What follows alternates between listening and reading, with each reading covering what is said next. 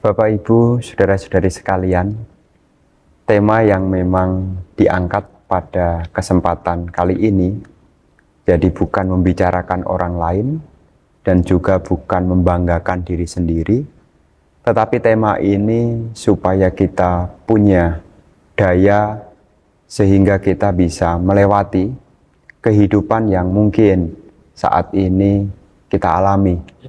Karena keberuntungan dan kesialan ini adalah satu topik bahasan yang cukup menarik di kalangan masyarakat banyak. Sebagai umat Buddha, kita punya satu pegangan bahwasanya kehidupan kita ini bukan akhir. Kita masih akan mengalami kehidupan demi kehidupan. Jadi saat ini apa yang kita terima belumlah akhir dari kehidupan. Karena kehidupan kita ini masih panjang. Di dalam kehidupan yang masih panjang ini, kita akan ketemu dengan hal-hal yang demikian.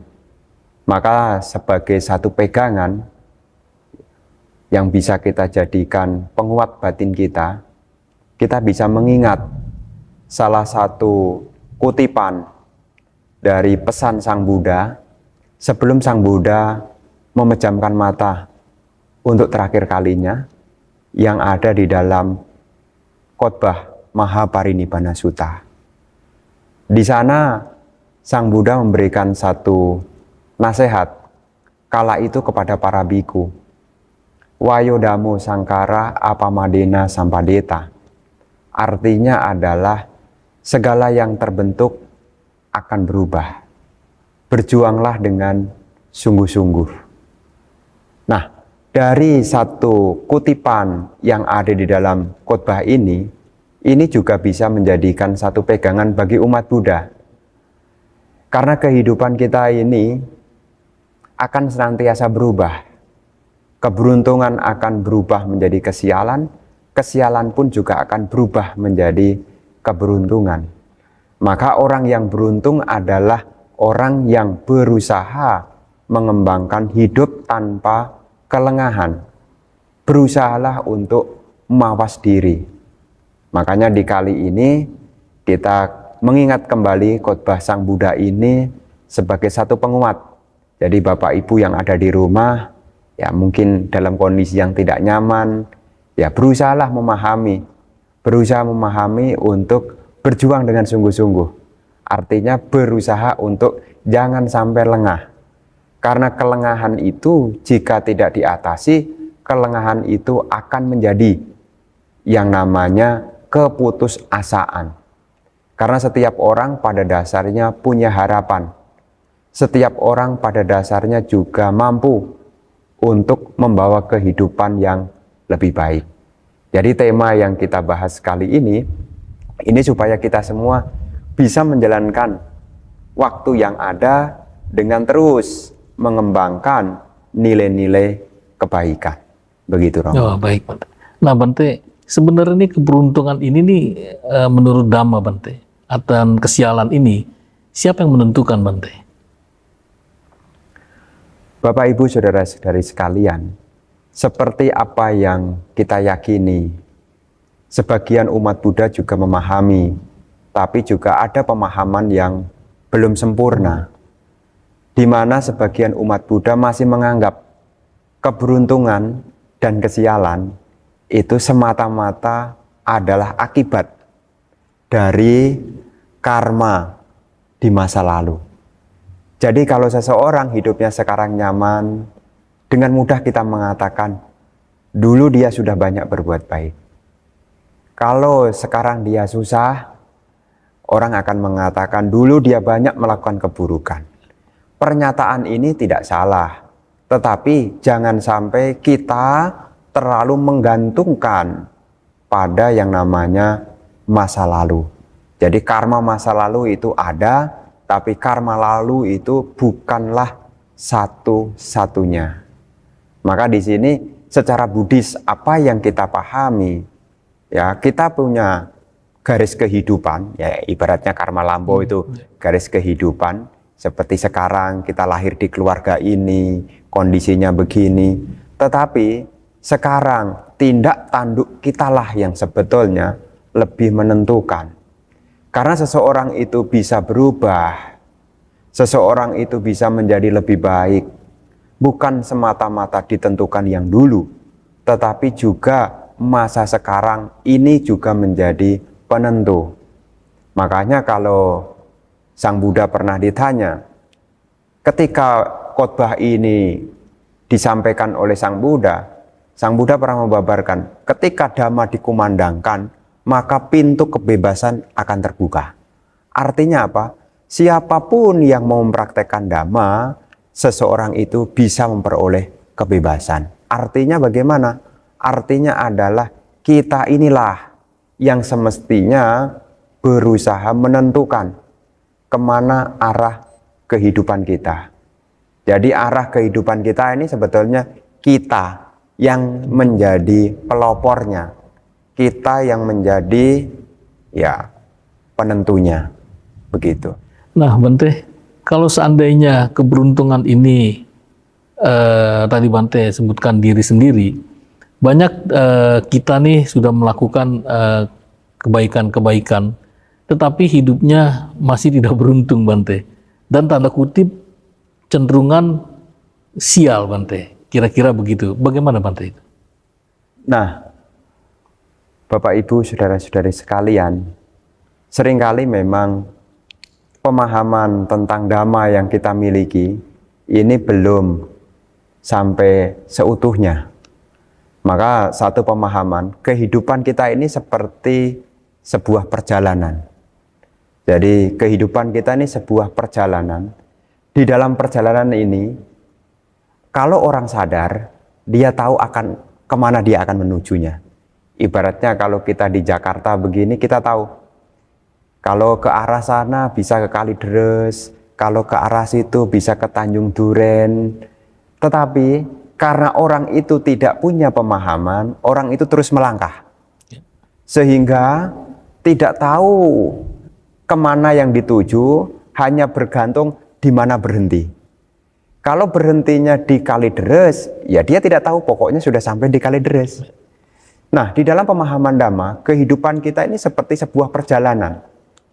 Makanya di dalam Anggutara Nikaya itu kelompok 4 yang berjudul tentang Tama Sutta, artinya Sutta kegelapan, jadi khotbah tentang kegelapan.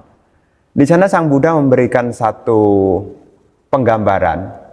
Jadi dalam hidup ini manusia itu ada 4 jenis. Jadi manusia ini memiliki 4 jenis. Jenis yang pertama disebut sebagai Tama Parayano. Artinya dari gelap menuju gelap. Namanya perjalanan ini kan dari tempat menuju tempat tujuan. Ya. Nah, sebagian orang ini tidak menyadari, sehingga sebagian orang dia dari gelap. Yang dimaksud dari gelap itu apa? Lahir di keluarga yang ya dalam tanda kutip mungkin kurang menguntungkan. Keluarga mungkin di keluarga yang miskin, kemudian tidak terhormat, sudah gitu juga tidak rupawan, kemudian ya secara penampilan fisik tidak menarik, untuk memenuhi kehidupan sehari-hari juga sulit. Ini disebut dari gelap. Sudah tahu gelap begitu, dia melakukan perbuatan buruk.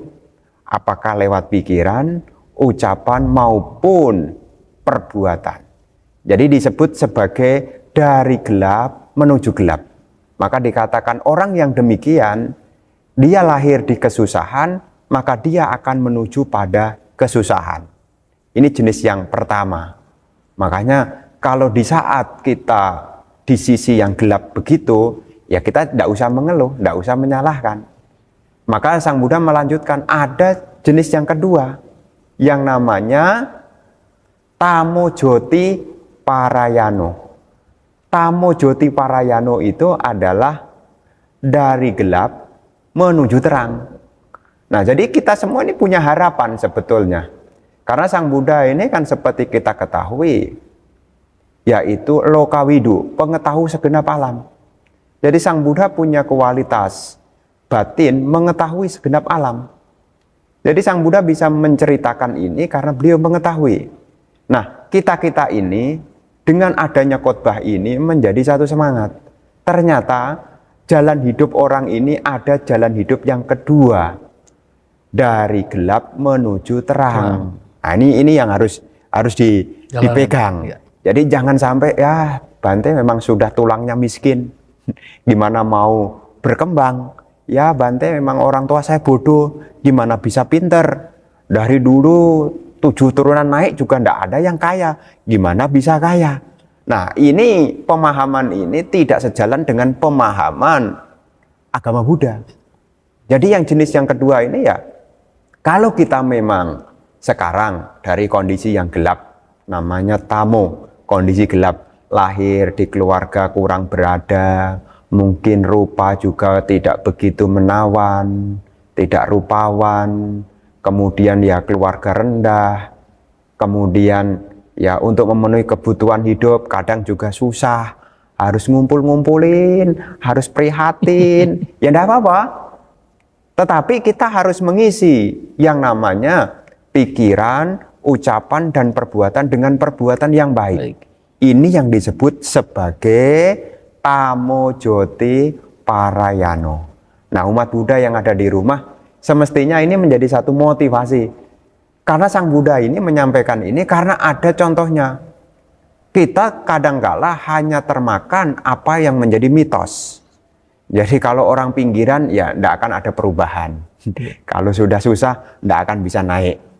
Sang Buddha menyampaikan kok, tamo joti parayano, jalan hidup kita ini ada jenis yang kedua, jalan hidup dari gelap menuju terang.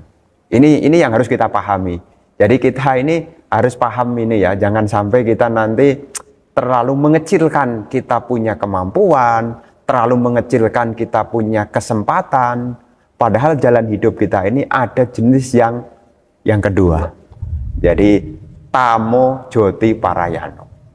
Kemudian ada jalan hidup yang ketiga, namanya ini sebaliknya. Jadi namanya adalah joti tama parayano. Apa artinya? Orang lahir dari terang tapi menuju gelap. Nah, ini perlu hati-hati. Jadi kondisinya sudah terang. Terang ini artinya apa? Dia lahir di keluarga yang berada. Lahir di keluarga yang berada, kedudukan tinggi, kemudian kebutuhan sehari-hari tidak kurang, apa yang diminta selalu keturutan.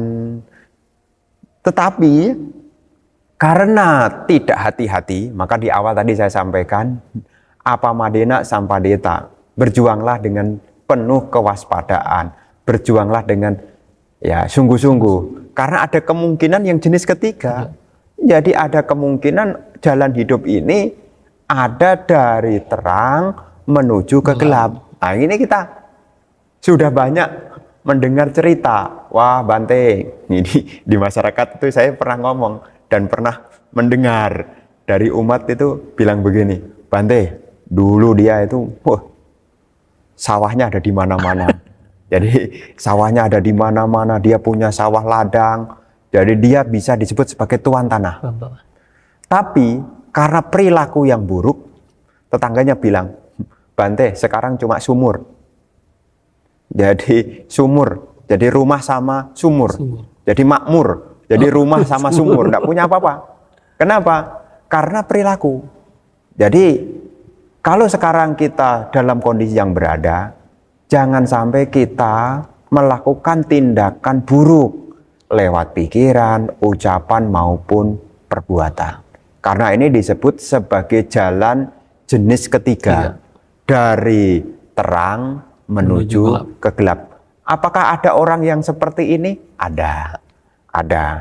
Makanya jangan sampai berapa banyak rumah tangga yang sudah sukses, kemudian melanggar sila, akhirnya rumah tangga jadi rusak, kemudian sudah rusak dia frustasi, sudah frustasi akhirnya dia ya tidak ada jalan terang gitu.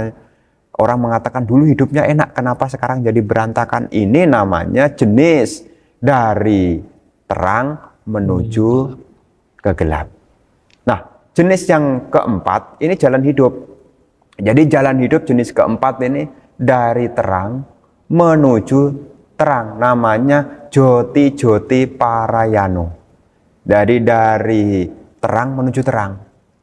Artinya apa? Lahir di keluarga berada, ya, kedudukan tinggi, ya, jadi dihormati di masyarakat lah. Kemudian rupa juga menawan. Kemudian untuk memenuhi kebutuhan hidup sehari-hari itu gampang. Tetapi dia juga senantiasa mengisi hidupnya dengan hal-hal yang baik melalui pikiran, ucapan maupun perbuatan. Akibatnya apa? Dari terang tetap terang.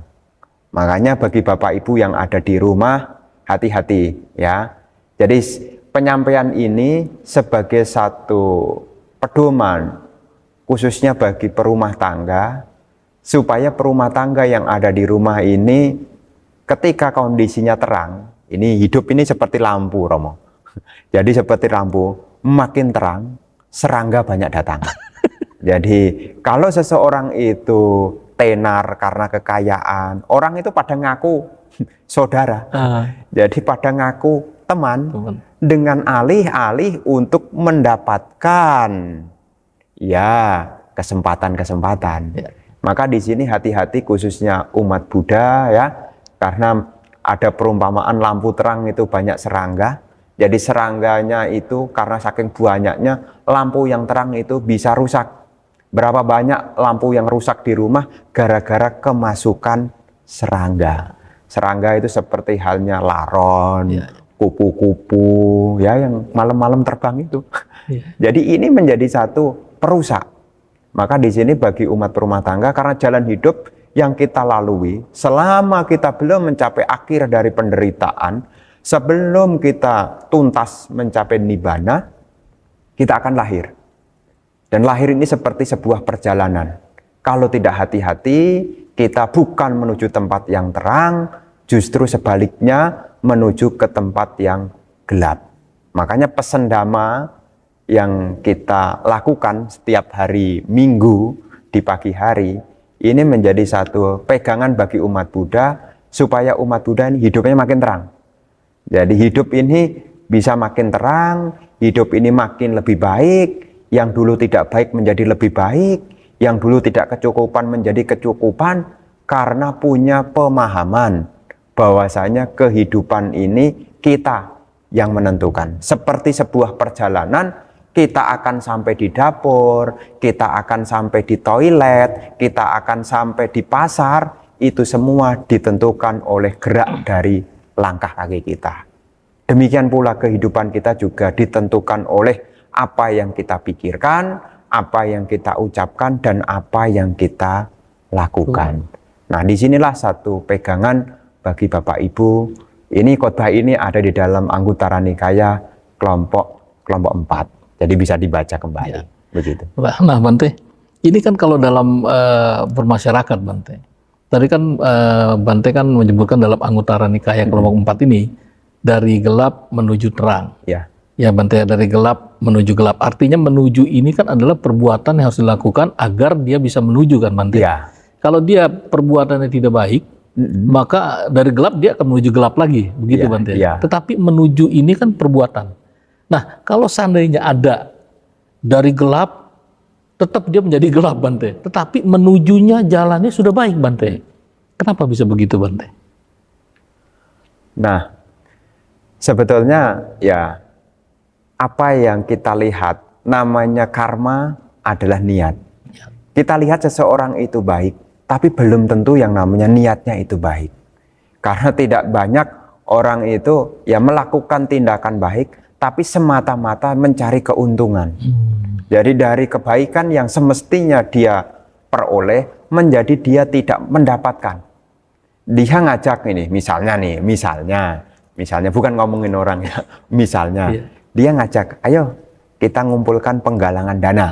Nah, ketika dana ini sudah terkumpul, dia diem-diem, dia pakai untuk sesuatu yang bukan menjadi kebutuhan dari apa itu kegiatan. Nah, ini juga menjadi, ya seperti pembahasan sila yang kemarin, ini juga bentuk pelanggaran dari sila kedua. Orang melihatnya kamu baik, kenapa hidup kamu tidak perubahan? Nah, ini sebetulnya yang niatnya beda. Iya, makanya di situ yang harus kita waspadai ya. Jadi kita tidak bisa melihat tindakan itu semata-mata dari yang kelihatan. Karena seringkali ya namanya sosial ini ada ya dengan motif-motif yang sebetulnya itu membahayakan bagi dirinya sendiri. Dan kita mengatakan dia sudah baik. Ini versi yang kita lihat. Makanya kalau kita punya kesempatan membantu, ya bantulah. Kalau memang kesempatan itu mungkin kita membutuhkan yang lain, sampaikanlah. Jangan sampai kita dengan diam-diam inisiatif kemudian tidak diketahui oleh yang lain, ini jadi masalah. Di kemudian hari tidak akan ada perubahan yang lebih baik. Walaupun tidak terlihat Bante ya, tapi imbasnya karma nggak bisa nggak dilihat terus langsung ya Bante. Ya, jadi karma itu kan cetana, niat. Niat. Jadi niat ini menjadi penentunya. Jadi apa yang kelihatan kan ya bisa dihiasi dengan beraneka macam yang tidak kelihatan untuk mengkelabui, tapi niat itu tetap ada kok. Meskipun kelihatannya ikhlas, tapi niatnya belum tentu juga. Karena setiap orang ini kan ada namanya sebuah pengharapan. Jadi kalau sulit kan apapun akan dilakukan. Ini waspada di sini. Jadi artinya Bante kalau dia menuju ini, ya menujunya harus perbuatan baik, tapi niatnya harus niat yang baik, begitu ya Bante. Betul. Baik Bante. Betul. Makanya kalau para umat Buddha tergabung, apakah ikut sebagai karakasaba, ikut membantu penanganan COVID, itu niatnya harus baik, dilakukan dengan baik. Jadi bukan hanya semata-mata ngisi waktu tanpa didahului pemahaman yang benar. Jadi mesti tahu niatnya awal apa. Nah ini penting. Seperti nanti bekerja di sosial, ini khususnya di sosial ya. Karena yang namanya perbuatan baik ini kan kelihatannya di sosial. Kalau kegiatan yang pribadi kan kadang-kadang tidak disorot orang. Nah orang ini ya mesti harus tahu niat awalnya. Begitu Romo. Baik Bante. Nah Bante, kalau dalam Dhamma sendiri, apa sih yang disebut dengan keberuntungan itu Bante? Terima kasih Bante. Nah Bapak Ibu, saudara-saudari sekalian, keberuntungan ini ya seringkali di masyarakat itu, ini pemahaman di masyarakat, itu beruntung itu kalau banyak nerima. Ini di masyarakat. Jadi kita seringkali mengatakan, wah hidupnya enak ya, dia beruntung karena banyak menerima. Dan orang yang tidak beruntung ya sebaliknya. Jadi ya serba ditolak lah. Jadi kalau deketin anaknya orang, mau PDKT, dia bilang, ya cari yang lain lah, jangan deket-deket saya. Jadi ya dia sampai ngeluh, wah susah Bante cari jodoh, deket-deket anak orang, ditolak. Giliran anaknya setuju, orang tuanya tidak setuju. Nah seringkali di masyarakat, ya itu disebut sebagai kesialan. Padahal itu sebetulnya bukanlah sebuah kesialan. Demikian pula keberuntungan itu bukan hanya semata-mata kita menerima. Karena menerima itu bukan semata-mata dari keberuntungan. Karena orang menerima itu karena dia memberi sebetulnya. Jadi si pemberi itu sebetulnya dia akan menerima. Jadi sebetulnya konsekuensi dari apa yang diberikan. Makanya kalau seseorang itu banyak menerima, itu sebetulnya karena dulu banyak memberi. Tapi pemahaman di masyarakat begini, kalau saya memberi, saya akan kehilangan. Nah ini pemahaman. Kalau saya banyak memberi, nanti kan saya banyak kehilangan. Padahal di dunia ini, khususnya di dalam pemahaman Dhamma, apa yang kita berikan itu tidak ada yang hilang. Tidak ada yang hilang. Yang ada cuma pindah. Jadi pindah. Kalau kita memberi makan ke Bante, bukan nasi Anda hilang, nasi Anda pindah ke Pusdiklat. Jadi tidak ada yang namanya hilang, itu tidak ada. Jadi kalau sekarang saya memberi kepada orang, sebetulnya apa yang kita berikan itu tidak hilang, tapi itu menjadi tanaman yang nanti akan kita petik. Nah, orang yang memahami demikian, maka dia gemar untuk memberi. Nah, disebut beruntung. Ada salah satu khotbah ini di dalam Anguttara Nikaya kelompok 11, itu ada salah satu khotbah yang disampaikan oleh Sang Buddha kepada perumah tangga Nandia. Nadia ini adalah perumah tangga dari suku Sakya. Jadi ketika Sang Buddha ada di Kapilawastu, mau menuju ke Sawati untuk masuk Wasa, perumah tangga yang bernama Nandia ini bertanya, Bante, apa yang harus saya lakukan? Ketika saya di rumah, saya punya kesibukan, karena saya tidak punya waktu untuk bersama dengan Bante. Sang Buddha memberikan satu penegasan, bagus sekali Nandia. Jadi pertanyaan yang bagus. Nandia, kamu hendaknya ketika berdiam hendaknya mengembangkan, yang pertama ini, seseorang mengembangkan yang namanya keyakinan. Karena orang yang punya keyakinan, hidupnya akan berhasil. Ini karena keyakinan. Yang kedua, seseorang yang hidupnya bersama dengan sila, hidupnya juga akan berhasil. Yang ketiga, seseorang yang hidup bersama dengan semangat, ya, hidupnya juga akan berhasil. Dan yang keempat, orang yang hidup dengan perhatian tanpa pikiran kacau, hidupnya akan berhasil. Orang yang konsentrasi, orang yang terbiasa latihan konsentrasi, dia hidupnya juga akan berhasil. Ini yang kelima. Yang keenam, orang yang punya kebijaksanaan, hidupnya juga akan berhasil. 6 ini hendaknya kamu kembangkan ke dalam dirimu. Terus Sang Buddha juga menasihatkan lagi, kamu juga melanjutkan dengan terus menjaga keyakinan. Yang ketujuh ini punya keyakinan kepada Sang Buddha. Yang ke-8 punya keyakinan kepada Dhamma. Nah, poin yang ke-9 dan ke-10 ini di situ disebutkan begini. Satu keberuntungan bagimu Nandia, dan merupakan nasib baik bagimu jika engkau punya teman-teman yang baik. Jadi satu keberuntungan dalam kehidupan kita kalau kita punya teman-teman yang baik. Karena teman-teman yang baik, karena belas kasihannya dia bisa memberikan nasihat, karena belas kasihannya dia mau mengajari kita pada nilai-nilai yang kita butuhkan. Ini satu keberuntungan. Ini di poin ke-9. Sebuah keberuntungan bagimu Nandia jika kamu punya teman-teman yang baik. Jadi ini di sini menunjukkan kepada kita semua Bapak Ibu, bahwasanya teman ini mempengaruhi kehidupan kita. Kehidupan kita akan beruntung. Ya, ini ditentukan dengan siapa kita bergaul. Maka jangan sampai kita salah di dalam pergaulan. Ya, karena Sang Buddha sendiri mengatakan teman ini mempengaruhi.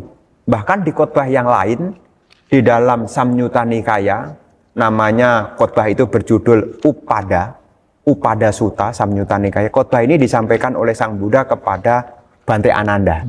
Bante Ananda menanyakan kepada Sang Buddha, Bante, kalau kita punya teman yang baik, akan mendukung separuh kehidupan suci. Terus Sang Buddha menjawab, oh tidak demikian Ananda. Kalau kita punya teman yang baik, bukan hanya separuh, tapi keseluruhan dari kehidupan suci ini bisa tercapai. Karena ketika kita punya teman yang baik, maka teman yang baik itu akan mendukung dan mengarahkan kita pada yang namanya praktek jalan mulia bersur 8. Ini pentingnya keberuntungan punya teman. Makanya kalau kita punya teman-teman yang baik, ini bisa memberikan satu semangat. Dikala kita putus asa, siapa yang bisa memberikan semangat? Ya teman yang baik. Ketika kita putus asa, kita bisa rusak oleh siapa? Salah teman. Jadi di sini keberuntungan bagi perumah tangga, ya kita punya kesempatan untuk mencari teman-teman yang baik. Jadi teman-teman ini bukan hanya yang kelihatan, media sosial yang baik itu pun juga menjadi teman. Jadi ikut channel YouTube ini juga jadi teman yang baik. Ya. Karena dikala hati sedang gundah gulana muter nih. Nah, minggu lalu mengatasi kecewa. Nah, jadi itu teman yang baik. Jadi bukan langsung bikin kita putus asa, tapi membangkitkan kita punya semangat. Ini teman. Satu keberuntungan karena punya teman-teman yang baik. Di dalam lanjutan dari Anggutara Nikaya tadi, yang ke-10 itu dikatakan bahwasanya menjadi sebuah keberuntungan dan nasib baik bagimu Nandia jika engkau berdiam dengan kedermawanan. Jadi dermawan ini murah hati. Maka di sini Bapak Ibu ini kesempatan yang baik. Jika kita punya waktu, punya sebagian apa yang kita miliki, di saat ada orang membutuhkan, disinilah waktunya kita untuk berbagi. Ya, jadi seringkali orang pakai hitung-hitungan. Ya pakai hitung-hitungan, ya memang memberi juga harus dipertimbangkan. Tapi di sini satu pegangan bahwasanya keberuntungan itu kalau kita juga punya yang namanya kedermawanan. Makanya kalau saya melihat umat-umat yang ya membantu kegiatan sosial, apalagi seperti yang kemarin ya bagi-bagi makanan, bagi-bagi masker. Nah ini satu keberuntungan sebetulnya. Ya. Jadi bukan yang beruntung itu bukan si penerima itu sebetulnya. Yang beruntung adalah kita. Si pemberi. Karena si pemberi, ya dia akan menerima. Nah, karena kehidupan kita masih panjang dan jauh.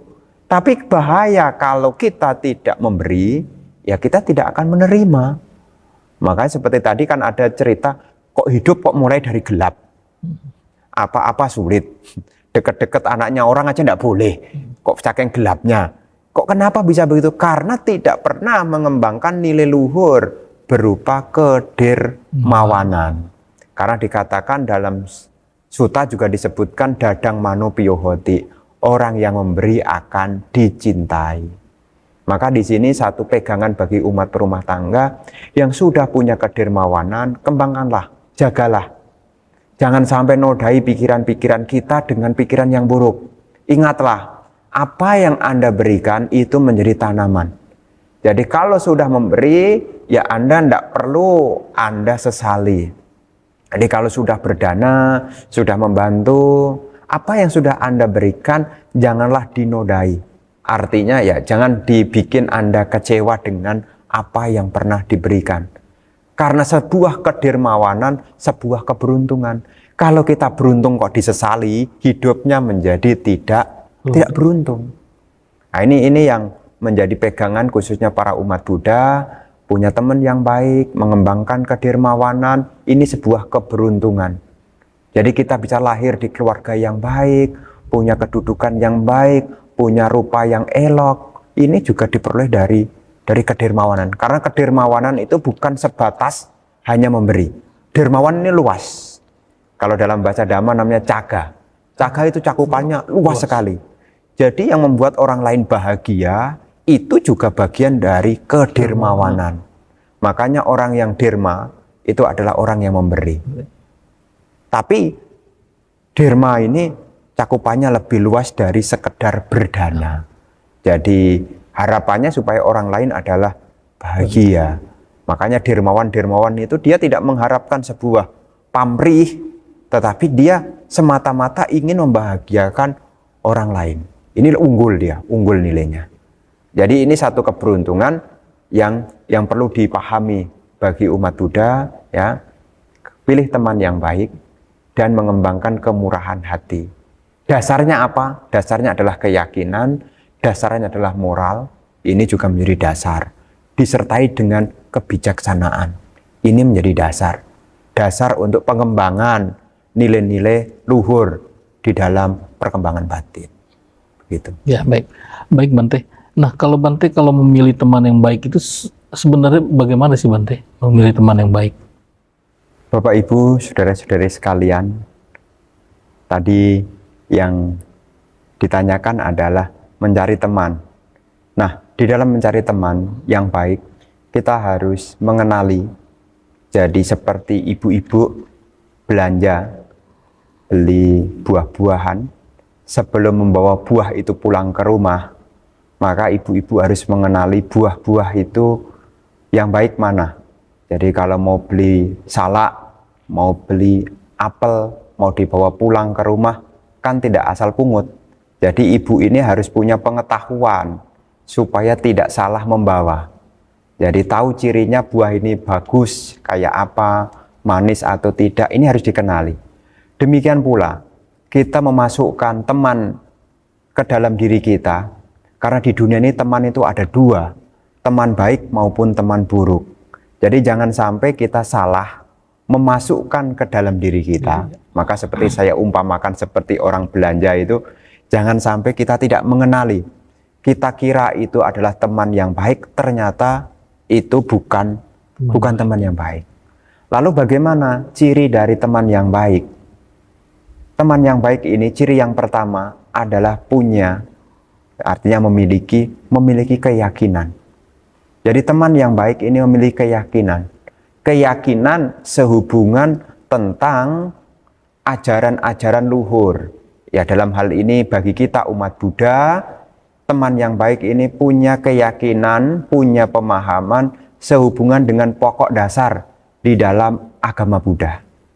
Jadi seperti mengerti tentang hukum karma, mengerti tentang tilakana. Ini adalah teman ini punya keyakinan. Karena ketika kita bergaul dengan teman yang punya keyakinan, teman itu bisa menjadi satu motivasi. Karena apa yang menjadi keyakinan itu, apa yang diyakini itu bisa memotivasi. Makanya ciri yang pertama, ya dia punya keyakinan. Jadi jangan sampai, karena kalau tidak punya keyakinan, nanti teman ini bisa nganjurkan ke arah yang buruk. Berdasarkan keyakinan, kalau kita bergaul dengan yang teman yang salah, ketika kita tidak berbuat jahat, dia mengatakan, enggak ada yang lihat kok. Ya, hidup ini kan, ya berbuah kan kalau ketahuan.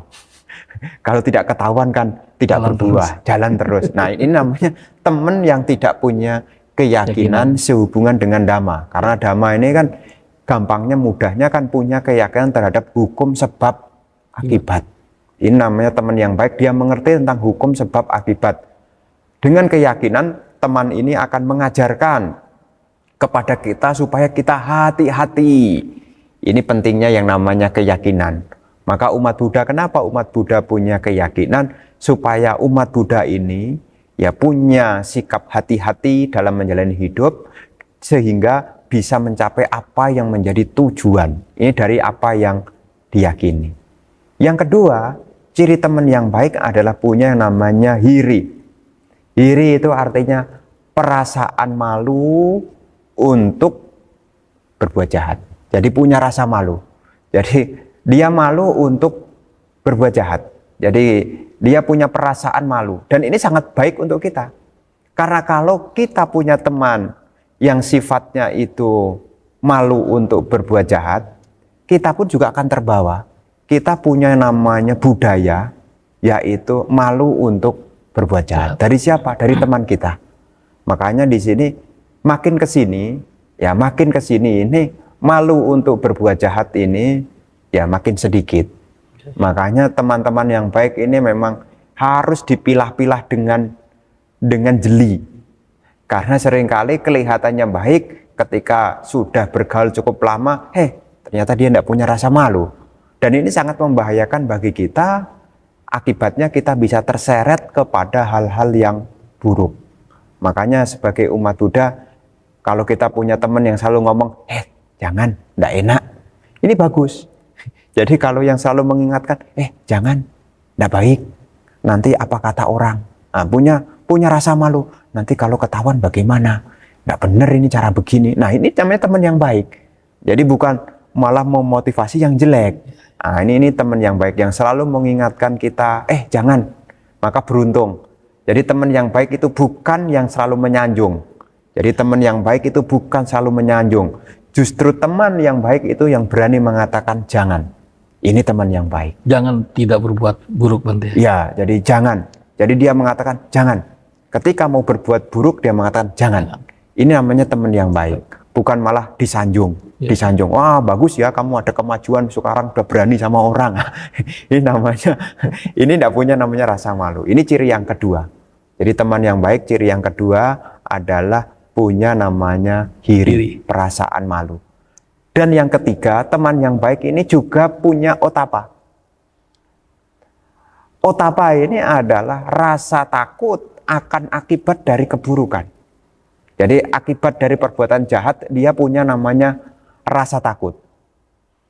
Nah sekarang karena mungkin tekanan ekonomi, kesulitan, kemudian salah pergaulan, makin ke sini makin sedikit orang yang punya namanya budaya takut. Dan ini sangat membahayakan bagi kita. Ketika kita tidak takut untuk berbuat jahat yang diajarkan oleh teman kita, ini bisa menjerumus kita. Bukan hanya pada dunia yang gelap, tapi juga bisa mengarah pada lahir di alam-alam yang kurang menguntungkan. Jadi lahir di alam-alam yang kurang menguntungkan. Makanya di sini disebutkan bahwasanya ciri daripada teman yang baik, dia tahu. Ini loh akibat-akibat. Kalau kamu berbuat begini, maka akibatnya begini. Kalau berbuat jahat seperti ini, maka akibatnya begini. Dia tidak berpikir yang namanya kenikmatan sesaat. Dia bisa nahan diri demi keselamatan akan datang. Nah, sekarang kan enggak begitu. Sekarang kan demi kenikmatan sesaat, akibatnya rasa malu, rasa takut tidak muncul dalam dirinya demi kenikmatan sesaat. Maka sebagai umat Buddha ya kita ya berusaha untuk ya meskipun sekarang sulit, meskipun sekarang ya mungkin terhimpit, ya berusaha punya nama takut akibat. Takut akibat. Mungkin sekarang ekonomi lagi sulit, ya sebisa mungkin jangan melanggar sila kedua. Ya. Jadi jangan sampai melanggar sila kedua. Karena teman-teman yang buruk ini sangat mempengaruhi kehidupan kita. Karena bisa menggosok-gosok diri kita untuk melakukan tindakan-tindakan yang buruk. Ya. Makanya ini yang ketiga, karena sudah banyak, ya utamanya tinggal di kota besar kayak di sini ya, kayak di Jakarta begitu ya. Ini sudah banyak, sudah hidup susah, sulit, kemudian salah bergaul, tidak takut, tidak punya namanya perasaan takut. Akhirnya bagaimana? Jualan, jadi pengedar narkoba. Akibatnya apa? Susah. Siapa yang disalahkan? Ya tidak bisa disalahkan karena sudah terjadi. Maka mumpung kita belum sampai di ranah seperti itu, ya kita harus berusaha untuk punya teman-teman yang baik. Jadi ciri yang ketiga punya namanya otapa. Ini ciri ketiga. Ciri yang keempat yaitu bahu saja. Jadi kalau punya teman yang baik, ciri yang keempat ini, teman yang baik itu bukan hanya seperti tadi saja. Jadi ada namanya punya pengetahuan luas. Apa gunanya? Supaya nanti di saat kita menemukan jalan buntu, dia membantu. Jadi makanya bergaulah sama orang-orang yang punya pengetahuan luas. Jadi disebut bahu suta atau bahu saca. Bahu suta itu ya banyak mendengar, pengetahuan dari banyak mendengar. Jadi bahu saca itu punya pengetahuan-pengetahuan yang dibutuhkan. Maka teman yang baik itu punya pengetahuan. Karena kalau temannya punya pengetahuan, kita juga bisa ketularan punya pengetahuan. Maka tadi dikatakan, seperti apa yang tadi dikatakan oleh Sang Buddha, satu kehidupan suci sepenuhnya ditunjang oleh teman. Karena kalaupun kita tidak tahu, tapi karena teman itu punya pengetahuan, kitanya pun juga punya pengetahuan. Bahu saja. Jadi demikian pula perumah tangga yang di rumah. Sekarang mungkin keterbatasan ini tidak tahu, itu tidak tahu. Ya tidak apa-apa, cari teman-teman yang baik. Nanti akan tahu. Di dunia ini ketika kita mau berteman, maka di situ ada namanya proses komunikasi. Ketika ada proses komunikasi, maka di situ terjalin yang namanya proses ya sosialisasi. Yang semula belum tahu menjadi tahu, namanya sosialisasi kan. Ada sosialisasi. Jadi apa yang harus kita lakukan? Ini kan perlu disosialisasikan. Dari mana? Komunikasi. Komunikasi dengan siapa? Teman yang baik. Teman yang baik jenisnya apa? Punya pengetahuan yang luas. Namanya bahu saja. Kemudian yang kelima, teman yang baik ini, jadi memang seperti memilih buah ya, jadi memang harus banyak kriterianya. Jadi bukan hanya 1, 2. Kriteria yang kelima ini yaitu punya namanya wirya, semangat. Jadi semangat ini dibutuhkan. Semangat itu artinya adalah evaluasi. Karena teman yang baik itu mengajarkan kita untuk mau evaluasi. Evaluasi itu apa? Untuk memperbaiki diri. Makanya ciri dari teman yang baik itu selalu untuk evaluasi. Jadi ya kalau sekarang belum berhasil, dievaluasi apa yang harus dikerjakan. Ini namanya punya wirya. Kalau tidak punya wirya, tidak pernah dievaluasi, maka tidak akan terjadi yang namanya kemajuan. Tidak akan pernah maju kita kalau tidak dievaluasi itu. Siapa yang mengingatkan kita untuk evaluasi? Teman. Maka kan selalu ditanya, sudah sampai mana perkembangannya? Ini bagus. Kalau kita punya teman, daripada teman, ayo kita makan. Nah, beda lagi. Lebih baik ya kita punya teman yang sewaktu-waktu dia mengatakan bagaimana perkembangannya. Kalau kita ditanya bagaimana perkembangannya, maka di situ kita sebetulnya diajak untuk ayo berevaluasi. Gimana perkembangannya?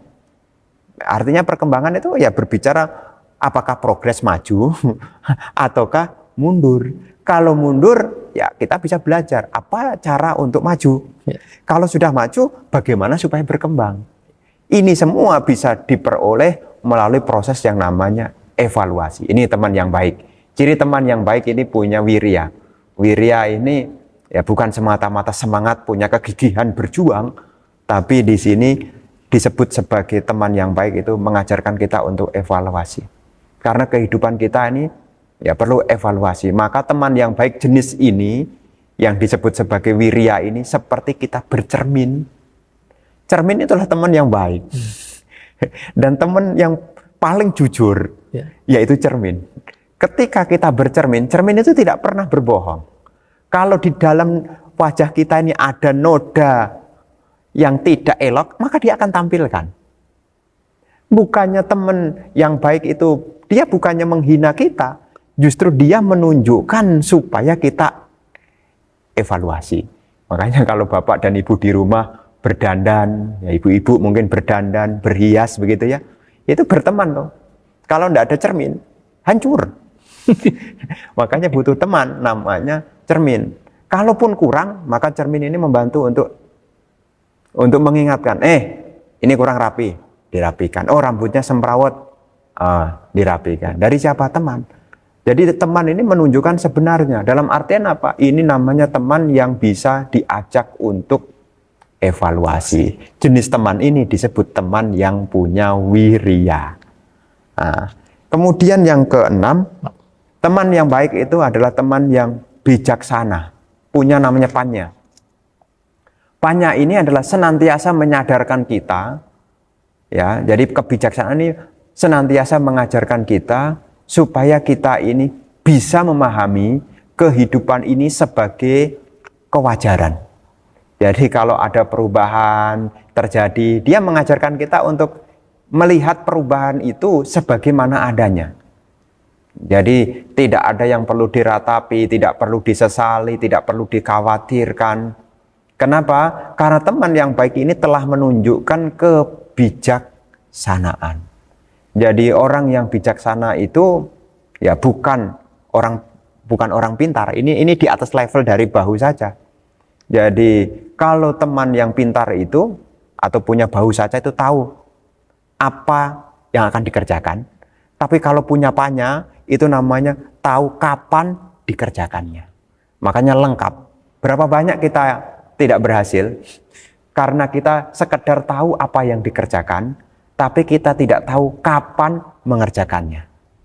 Segudang ilmu tidak akan pernah jadi wujud, segudang materi tidak akan pernah jadi kenyataan selama kita tidak tahu kapan mulainya. Teman yang bijaksana ini tahu mengajarkan kapan. Demikian pula kapan waktunya supaya kita meninggalkan ketakutan. Kapan waktunya kita untuk mengembangkan kebaikan.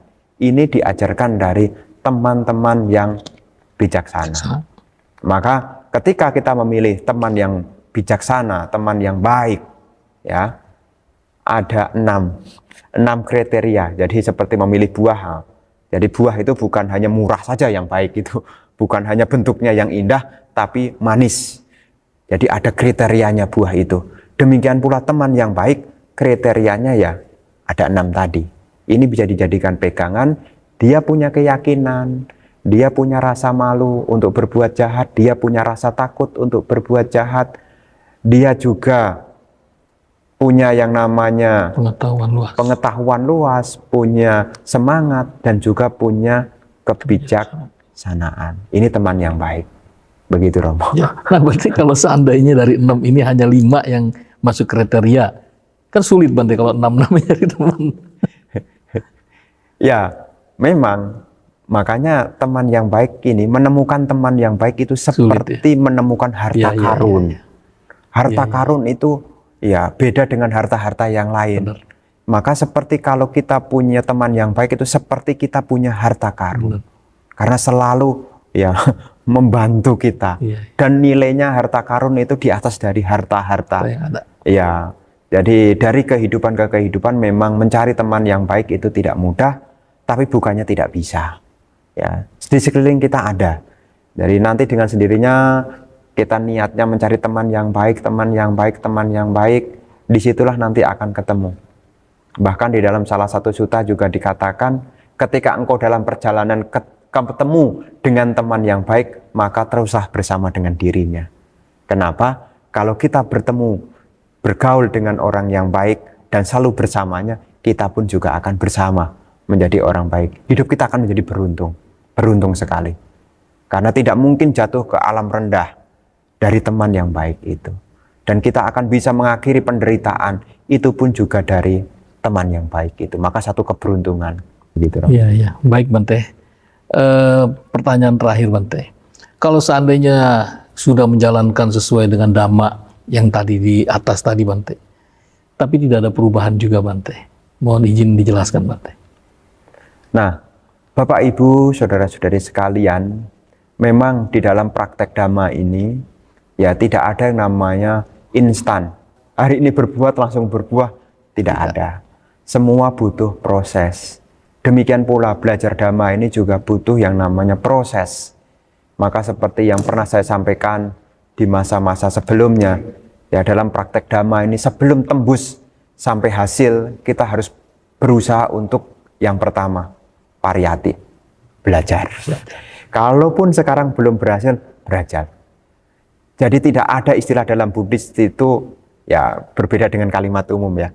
Kalau kalimat umum kan ya Anda tidak berhasil, jadi itu adalah kesuksesan yang tertunda.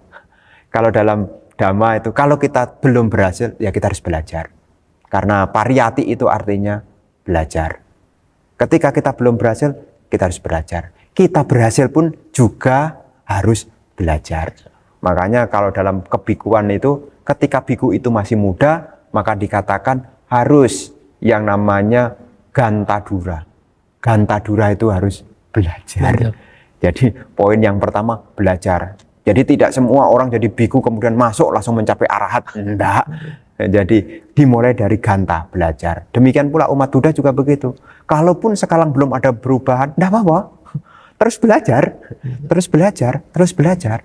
Itu loh. Apalagi pelajaran yang kita pelajari ini bukan hanya sifatnya logia, tapi ini juga sifatnya lokutara, membimbing pada akhir dari penderitaan.